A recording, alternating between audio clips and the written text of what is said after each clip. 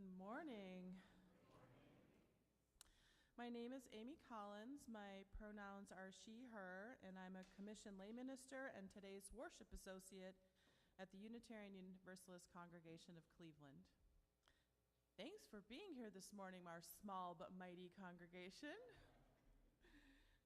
We acknowledge that we are gathering on the original lands of the Erie and of the Haudenosaunee and Anishinaabeg peoples, also known as the Three Fires Council. We recognize the need to learn more about these complex and sometimes painful histories, to care for the land we inhabit, and to show respect to the diverse people and cultures who preceded us, as well as those who gather here now. I bid you welcome, whether you're here in person or joining us virtually, live, or at a later date. We are a pluralist and covenantal community. We are humanist, pagan, Buddhist, Jewish, Christian, atheist, agnostic, and some of us resist or reject all of those labels. We are single, partnered, and poly. We define family in diverse ways, and many of us claim this community as an extended family of sorts. As such, we squabble, we celebrate, we hug it out. We're straight, queer, binary, and non-binary in terms of gender. We're neurodiverse and neurotypical, and we continuously educate one another in the range of human experiences as we navigate our individual and collective realities. We have visible and invisible financial, racial, and cultural differences, health and ability realities, and there's room for all of that here. We are also imperfect in our committed efforts to make room for all of these differences. As a covenantal community, we coexist with this range of beliefs and identities because we agree to respect and care for one another and make room for one another. Our covenant is something we often read aloud as our chalice lighting because it's aspirational and intentional and worthy of reminding ourselves of. If you're just discovering us and want to learn more or hear from us, fill out one of the guest cards in the pew rack in front of you and put it in the offering plate later in the service, or you can visit us online at our website, uucleveland.org, and reach out to us there. Please take a moment now to silence any of your electronic devices or put them in worship mode. Welcome to our precious, beloved, aspirational, flawed, and magnificent community. Please join me in the words on your yellow card for our chalice lighting, which, as I referenced, is our covenant. We cultivate trust with one another by celebrating differences, honoring boundaries, and offering compassion and care. We listen to each other deeply with curiosity and wonder. We speak for ourselves without need to defend ourselves or persuade each other. We create safe and brave space for healthy conflict, creativity, and fun. We reconcile through forgiving and making amends when we hurt one another. Good morning. I'm the Reverend Randy Partain. My pronouns are they, them, and I am delighted to be with you in worship today, whether you're here in person or joining us online on this particular day or at some later time. Welcome, welcome, welcome into this space. As Lao Tse famously quoted, "If there is to be peace in the world, there must be peace in the nations. And if there is to be peace in the nations, there must be peace in the cities. And if there is to be peace in the cities, there must be peace between neighbors. And if there is to be peace between neighbors, there must be peace in the home. And if there is to be peace in the home, there must be peace in the heart." Welcome to this worship service where we invite an exploration of peace. And I so appreciate, Amy, you naming all of the different ways that we come into this space. So may we take a moment to welcome that peace into our hearts as we welcome one another. We're going to sing in just a second hymn number 318, We Would Be One. That's in the gray hymnal, number 318. But before we sing together, I invite you to just greet those around you. If you see a face you don't recognize, make a special effort to let them know that they're welcome today.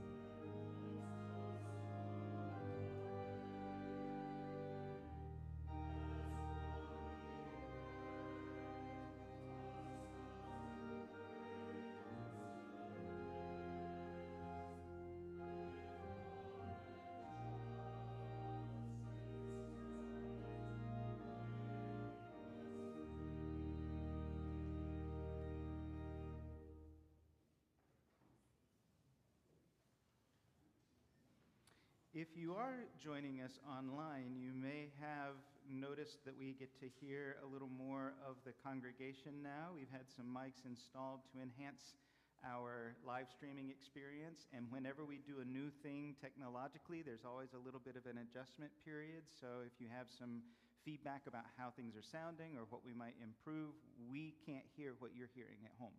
So if you let us know that there are some things that we can tweak, that's always helpful. But I do have a gratitude today. I don't know where the stones are, though. I wonder if they're in my office. So, well, if you know where some are, we'll get them. We had a lovely Christmas Eve service, and things were a little bit different up here on Tuesday evening. So, everything's... No more sorrows, but we still have joys. We still have joys to acknowledge. So if you are at home, you don't need stones in the water, although you can certainly do that if you like. But if there are joys and concerns you want the congregation to know about, please do include those in the comments below the video. When people are here in person, we do have a Joys and Concerns book that we can write some things down in if we want the congregation to know about things. And thank you. You're welcome. It's so nice to have collaborators. That's what community is about, right? So gratitude for all of those who helped make our Christmas Eve service successful. It was a lovely, lovely service.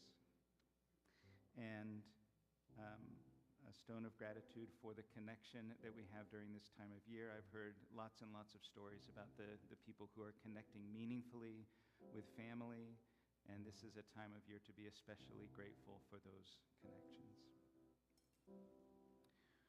We do also have a stone of care and healing for Athena, the child of a friend of Daniel Mason, who was hospitalized on Thursday. So Daniel asks us to place a stone of care and healing for Athena. And what else would you acknowledge today? I invite you to come forward and place one of these abundant stones in the water for any joys or concerns you carry with you today.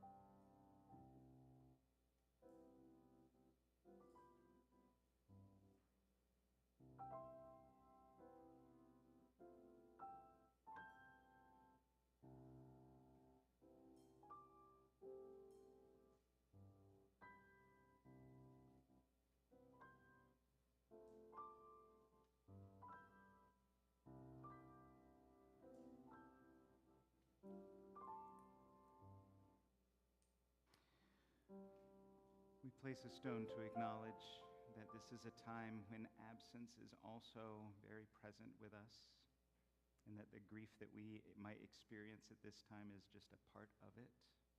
May we hold one another in this community of love and grace. And a stone for those joys and concerns shared online today.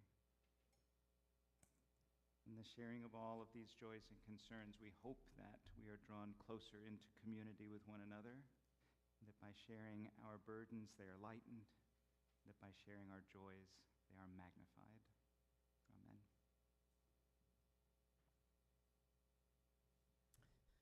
Our offertory recipient today, NEOCH, Cleveland Street Chronicle, the Northeast Ohio Coalition for the Homeless.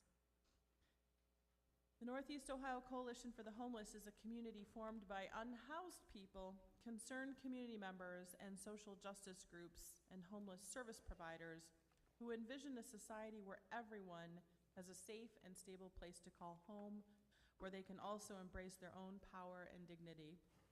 They confront the root causes of homelessness, centering their work on anti-racism, radical love, education, and grassroots organizing on issues of safe and affordable housing, along with tenants' rights advocacy. The Cleveland Street Chronicle is a quarterly newspaper that's almost entirely written, distributed, and promoted by individuals with lived experience of homelessness. The Cleveland Street Chronicle contains articles addressing issues of homelessness and poverty in the community and provides a much-needed voice for Cleveland's unhoused community. I used to go very regularly to the West Side Market to shop on Saturdays, and I would always see people selling copies of the Cleveland Street Chronicle. Maybe you've seen them? I don't know if they're still there, yeah? I learned to recognize the same people each week, and I started to have my cash handy to get my copy as I returned to my car after shopping. I recall one week asking the woman who sold me the paper if she had any articles in the paper. She brightened and she told me that what page her article was on, and I told her I looked forward to reading it. It was a nice connection, and I looked forward to seeing her on return trips, finding it reassuring each time I saw her, still seemingly okay. This publication is a source of pride and accomplishment, as well as income for those that produce it, as well as a source of insight and inspiration for those of us who may not have experienced housing or food insecurity. Please place your offering, cash or check made payable to UUCC, in the collection plate as it's passed, and you can also contribute, as always, via our Cash App to $UUCC 44122, and use the memo line to indicate today's date and our plate recipient, NEOCH. Thanks in advance for your generosity.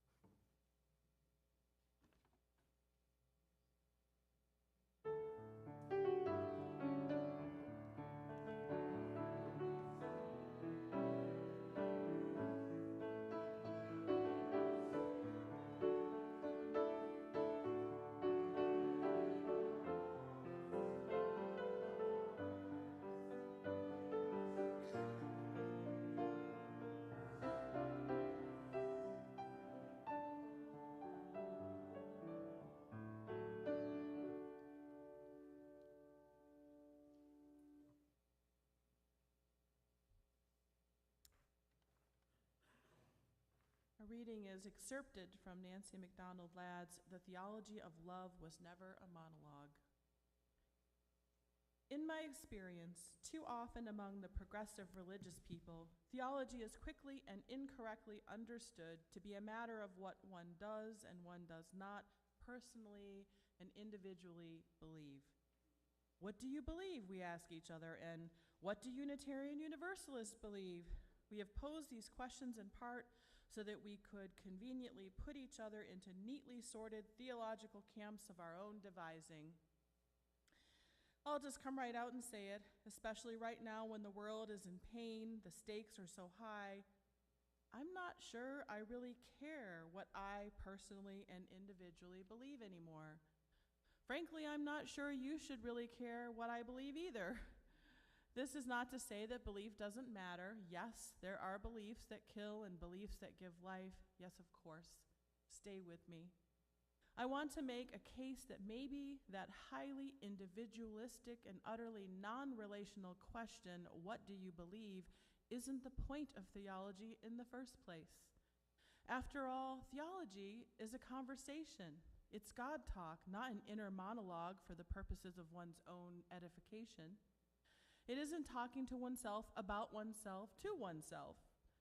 Theology is a dialogue, and so the question that I think is most pertinent is, with whom am I in holy and accountable conversation? If love or relationality or commitment to interconnection really lies at the center, then theology hasn't ever been about me.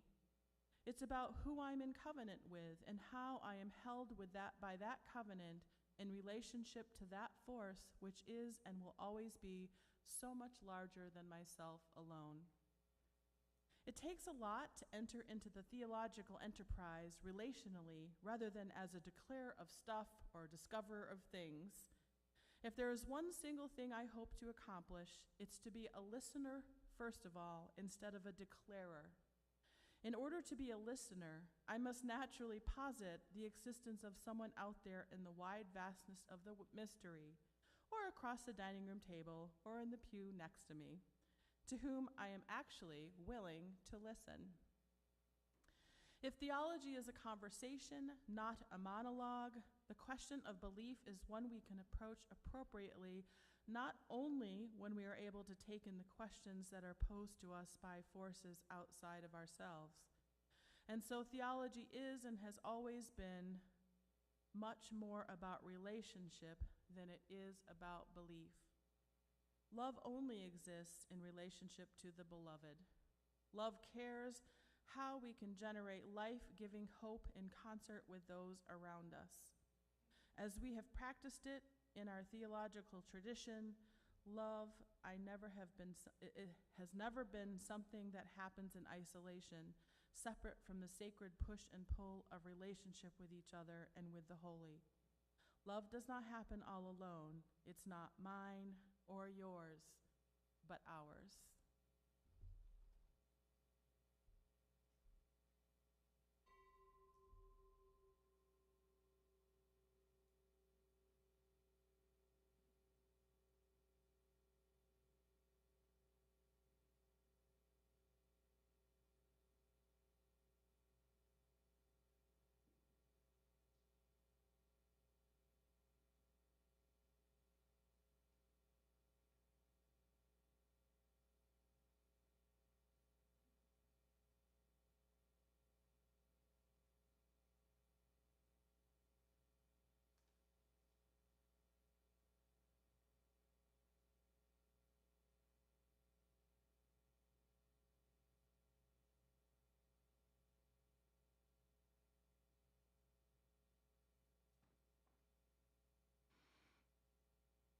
Thank you, John, for your music. It's always a gift when somebody works at something for a while and then is able to share it with a community. I appreciate those gifts that we all share with one another. That sense of relationship is kind of what Nancy MacDonald Ladd was talking about. We aren't just isolated beings thinking grand thoughts, but that we are always in relationship with one another, with the world around us. And I don't know if you know how it works, and I don't know if I know how it works, but some of you may think that we come up with a topic that I'm going to preach on, and then we find a reading that goes along with that. And some of you may think that we come across really great readings, and then I expound upon those readings. And this is one of those times when it's neither of those things. They just kind of fit together in a way that I hope makes sense. Because we have sung recently about peace on earth. It shows up in so many of our Christmas carols that we have peace on earth, goodwill to all people, or peace on earth to all people of goodwill is the way it gets translated sometimes, which is kind of sketchy. But what does it mean to have peace on earth? When we were talking about how we were going to express our Unitarian Universalist values, we have these 6 values of justice and equity and pluralism and generosity and interdependence and transformation, all as different ways of expressing liberating love. And there was a proposal for peace to be one of those values as well. It did not get added to the mix, but it had quite a strong body of support. People wanted peace to be a piece of it. And I wonder what it would mean. What does peace even mean? We have a hard enough time defining what love means, but we won't do that quite today. We're doing that all year. But if we were to talk about peace, what would we even mean by that? Do you have a definition for that word? Acceptance, okay. Yeah. Interconnectedness is peace, okay.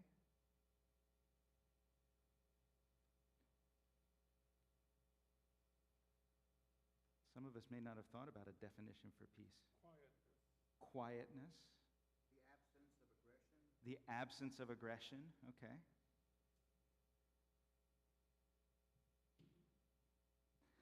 There are a lot of different words for peace in different religions. And the funny thing is, it's usually not something passive. A lot of times when we think about keeping the peace, we think about keeping our mouths shut, not saying anything, holding back. But peace is not just about avoiding conflict and waiting for something to pass and moving on with life. Peace isn't something that we wait for or something that happens to us. Peace in almost every spiritual context is something that we work for, that we create. Shanti is one word that gets used for peace. Shanti is about an inner connection. Somebody said connection, interconnectedness. Shanti is about there being a connection between our life-affirming values and the way that we show up in the world. Shanti is kind of like integrity. There's this sense of peace, that what we're doing is rooted in the very core of our being. Shanti, peace. It takes a lot of work to define what our life-affirming values even are. And then to live into them with integrity takes even more work, because there are a lot of things that would be easier if we didn't. There are a lot of things in life that would be easier if we didn't worry about what our values are and didn't live into them with integrity, because that actually seems like it creates conflict in the world for us to stand up for something, for us to speak out about something. But Shanti, this word for peace, means that everything that we do is in alignment with what we most deeply believe. And that is a definition of peace. There's another word for peace. Salam comes from the Muslim tradition. Salam has as a part of it protection from those who would do harm. So when we say salam, it's not just peace be upon you in terms of be still and quiet. May nothing bad happen to you is a part of it too. May no harm come to you. May you be protected and safe. That's what peace means. Which, if we believe in a divine that does all of that protecting, then maybe it's a prayer. And we say, may whatever divine that we pray to protect you and keep you safe from those who would do you harm. As I look around the world, it seems that whatever divine there is has outsourced that to us. And I think there's a theological grounding for that as well. There are a lot of faith traditions that talk about us being the hands and feet of God. So if we are bidding salam, peace be upon you, may you be protected from those who would do you harm. There's a piece of that, if we really mean it, that is a commitment. I am committed to keeping you safe from those who would do you harm. And I am committed to not being one of those people who would do you harm. Salam, peace be upon you. It's a relationship. It's not just good luck. There's also a word, shalom, that gets used in Jewish communities. Shalom. It means peace, but it also has this context of wholeness. We've kept our kintsugi plate on the altar from our series on repair because it's an image of wholeness. It's not perfection. It's been repaired and beautified. It's been made whole, but it took some work. Sometimes when we see things that are broken, it's easy to ignore them or sweep them out of sight, not to work on them, to repair them, to make them more beautiful.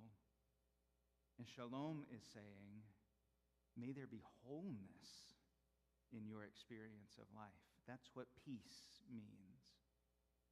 Some of you kind of named something like that in the definitions that you had. But all of these things take work. Shalom, salam, shanti, peace. It requires something of us.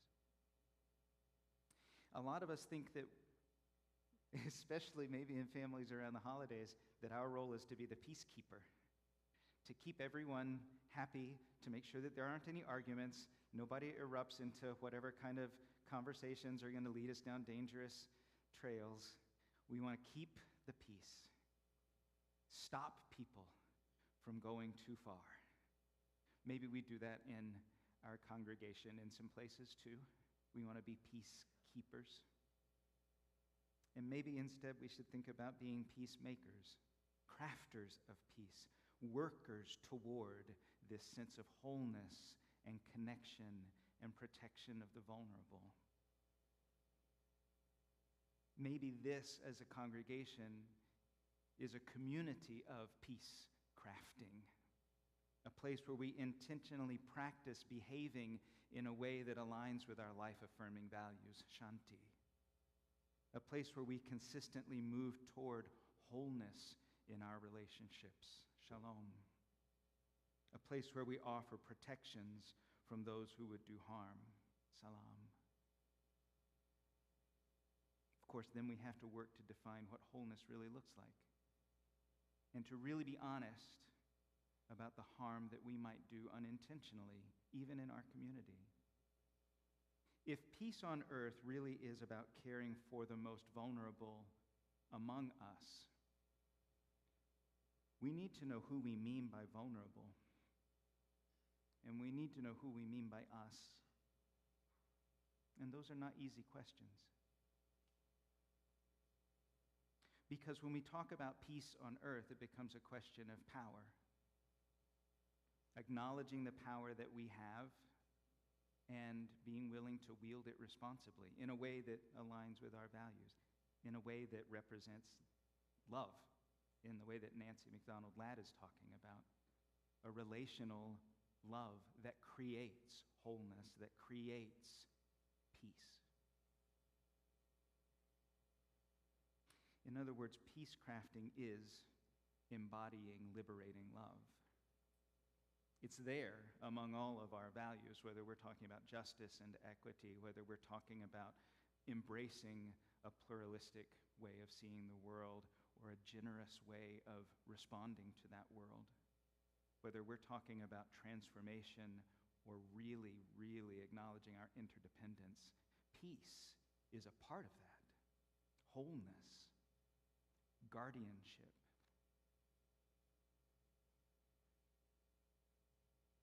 But it's not about calmness. It's a call to action. Peace is a call to offer all that we are and all that we have to connection.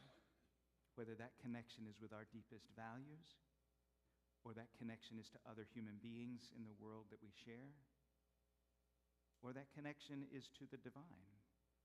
Peace is a call to continually come back into that state of being at peace with one another and with ourselves. So as we rise in body or spirit to sing together, Peace, Salam, Shalom, a song by Emma's Revolution, may we hear these words that we sing to one another and with one another as a call to embody this sense of connection and this responsibility to be peace on earth. May we rise in body or spirit as we sing.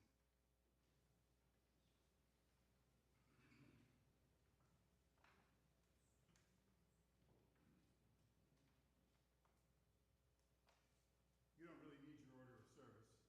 There are three words: peace, salam, shalom. And if you can remember those three words, you're good. There are a few other words that I'm going to sing along the way, but all I need from you is to sing those three words. Maybe to clap your hands, move your body if the Spirit moves you in that way. I'll get us started. Peace, salam, shalom. Peace, salam, shalom. Peace, salam, shalom. Peace, salam, shalom. Peace, salam, shalom. Peace, salam, shalom. Peace, salam, shalom. Keep this going. Peace, salam, shalom. We believe in peace. Salam, shalom. We believe in peace. Salam, shalom. We believe in peace. Salam, shalom. We believe in peace. Salam, shalom. We will work for peace. Salam, shalom.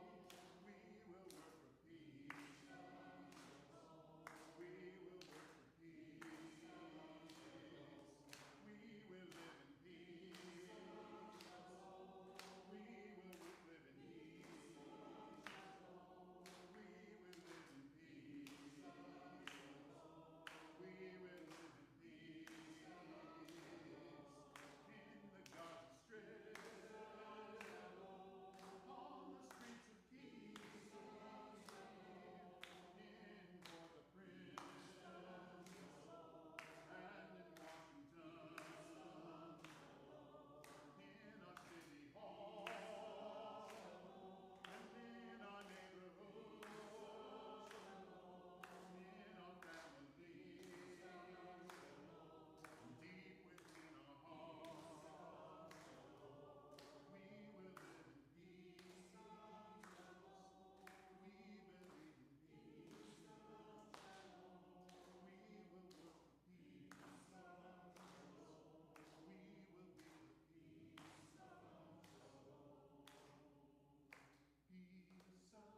shalom. Peace, salam, shalom. Peace, salam,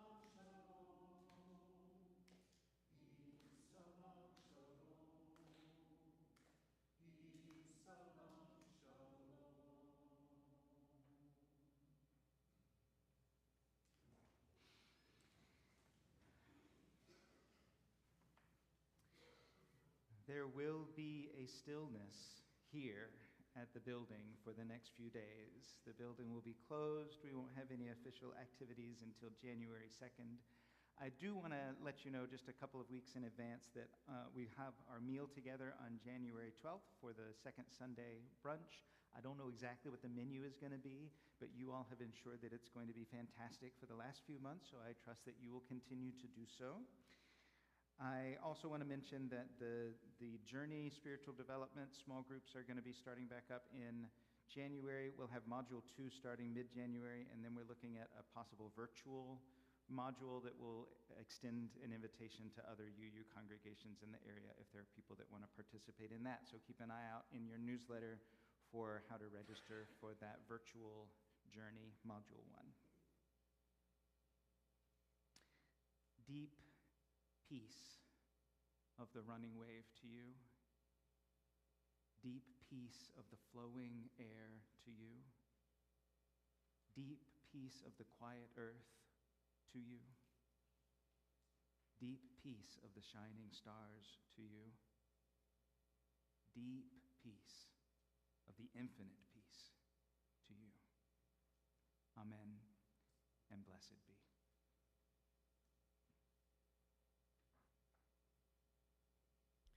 Please join me in our chalice extinguishing words found on your little yellow card. We extinguish this flame, but not the light of truth, the warmth of community, or the fire of commitment. These we carry in our hearts until we are together again.